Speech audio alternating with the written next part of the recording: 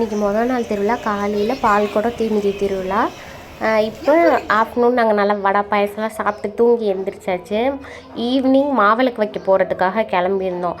Evening செம்ம மழை, ஃபுல்லாக மழை. யூஸ்வலாக திருவிழா டைமில் மழை வரும், ஆனால் ஒரு 1/2 hour 1 hour வந்துட்டு நின்றும். இன்றைக்கி வந்து ஈவினிங்லேருந்து ஃபுல்லாக மழை தான். அதனால் அம்மா இன்றைக்கி மாவிளக்கு வைக்கல, நாளைக்கு வச்சுக்கிறேன்ட்டாங்க. இங்கே அத்தை கூட தான் நான் வந்திருந்தேன். அத்தை வீட்டில் மாவிளக்கு வச்சாங்க, அவங்க கூட தான் வந்திருந்தோம். ஃபுல்லாக மழை தான். நாங்கள் வரும்போதும் கொடை பிடிச்சிட்டு வந்தாலும் பாதி மழையில் நனைஞ்சிட்டு தான் வந்தோம். வந்து மாவிளக்கு வச்சுட்டு சாமி கும்பிட்டு திரும்ப நாங்கள் வீட்டுக்கு போகிற வரைக்குமே மழை தான். யூஸ்வலாக இந்த டைமுக்கெல்லாம் இந்த கோவிலில் செம்ம ரஷ்ஷாக இருக்கும். எல்லாருமே மாவிளக்கு வைப்பாங்களா, கால் நகர்த்தி வைக்கக்கூட இடம் இருக்காது, அந்தளவுக்கு இருக்கும். பட் இந்த வருஷம் மழை வரவும் கூட்டமே இல்லை. போய் வச்சு ஃப்ரீயாக சாமி பார்த்துட்டு வந்துட்டோம். இது இன்னைக்கு இங்கே படுகாலம் நடக்கும். அப்புறம் கெடா வெட்டு, இந்த அளவு குத்தி வரவங்களாம் வருவாங்க, பொங்கல் வைக்கிறது, இந்த கோயில் இருக்கிறது, அதெல்லாம் இன்றைக்கி பண்ணுவாங்க. இது குழந்தைங்க வச்சுருக்கவங்க குழந்தை தலையில் அந்த பொம்மையை வாங்கி குழந்தை தலையில் வச்சு அந்த கோயிலை சுற்றி வந்து அங்கே இருக்க பிள்ளையார்கிட்ட வச்சா நல்லதுன்னு சொன்னாங்க. அதனால் பாப்பா வச்சுட்டு சுற்றிட்டு மாவிளக்கு சாமிக்கிட்ட வச்சு கும்பிட்டுட்டு கோயிலை சுற்றி வந்தோம். இப்போ வெளியில் எல்லாம் பொங்கல் வச்சு பண்ணாங்க. அப்புறம் அளவு குத்துறவங்களும் ஒவ்வொருத்தவங்களும் வர ஆரம்பிச்சிட்டாங்க கோயிலுக்கு.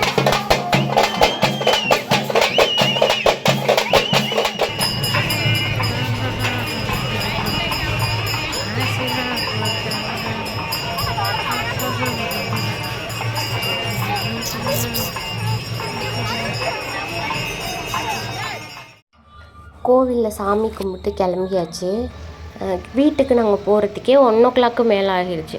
அதுக்கப்புறம் போய் நான் மாவிளக்கு வீட்டில் வச்சு திரும்ப விளக்கேற்றி சாமி கும்பிட்டு பிரியாணி செஞ்சிடலான்னு பிரியாணி நான் தான் ரெடி பண்ணிகிட்டு இருந்தேன். குக்கரில் வச்சு விட்டா சீக்கிரம் வேலை முடிஞ்சிடும்ல, அதனால் பிரியாணிக்கு எல்லாம் ரெடி பண்ணி தாளித்து விட்டு, அப்போ biryani, chicken gravy, egg, onion raita அது மட்டும் வச்சுக்கலான்னு அது மட்டும் வச்சாச்சு. ஏன்னா நாங்கள் கோயிலுக்கு போயிட்டு வரைக்கே ரொம்ப டைம் ஆகிடுச்சு.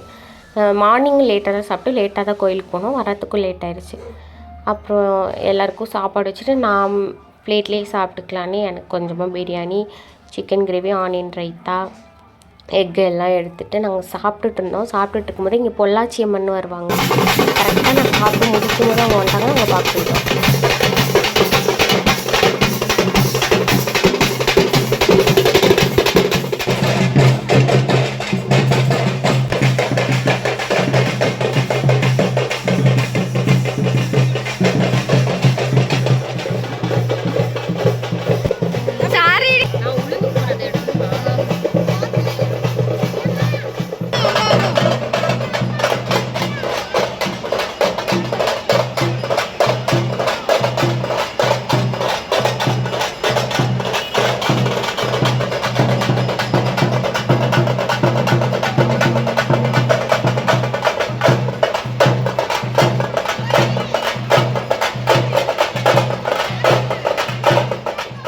ஈவினிங் படுகாலம் நடக்கும். இங்கே படுகாலம்னா கருப்பு கோயிலில் போய் ஆடு வெட்டி அந்த ஆட்டு தலையை வச்சு அந்த குச்சியில் குத்தி குத்தி விளையாண்டுட்டு வருவாங்க. மலையை சுற்றி விளையாடிட்டு இங்கே அம்மன் கோயிலுக்கு வருவாங்க. அது நடக்கும், அது பார்க்க தான் போயிருந்தோம். அந்த படுகாலம் குச்சியை மலையை சுற்றி வர்றதுக்கு ரொம்ப லேட்டாகும். ஏன்னா இவங்க மலையை சுற்றி போய் அங்கே போய் ஆடை வெட்டி அதுக்கப்புறம் அந்த அங்கே தலையை வச்சு சாமி கும்பிட்டுட்டு அதுக்கப்புறம் தலையை போட்டு குத்தி குத்தி விளையாண்டுட்டு வருவாங்க. ஒவ்வொரு இடத்துலையும் கொஞ்சம் கொஞ்சம் நேரம் நின்று குத்தி குத்தி விளையாண்டுட்டு வருவாங்க. அதனால் லேட் ஆகிடும். இவங்க இப்போ தான் படுகாலம் குச்சி எடுத்துகிட்டு கிளம்புறாங்க. கிளம்புறப்ப ஒரு 5:30 மணி அந்த மாதிரி இருக்கும். ஆனால் அவங்க வர்றதுக்கு 7 மணிக்கு மேலே ஆகிடுச்சு. அதை ட்ரெயின் பண்ணியிருந்தோம். அவங்க வர்றதுக்குள்ளே அளவு குத்தி வந்துட்டாங்க 2-3 பேர்.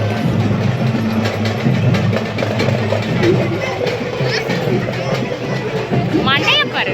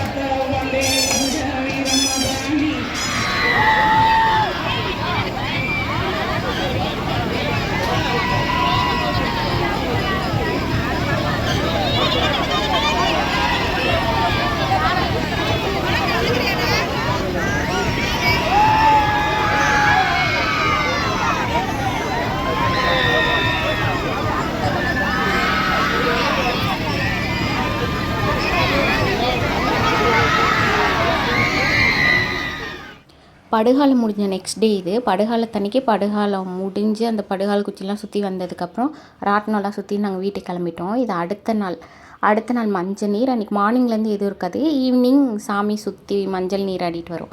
அவ்வளோதான். திருவிழா இப்படி தான் போச்சு. தேங்க்ஸ் ஃபார் வாட்சிங்.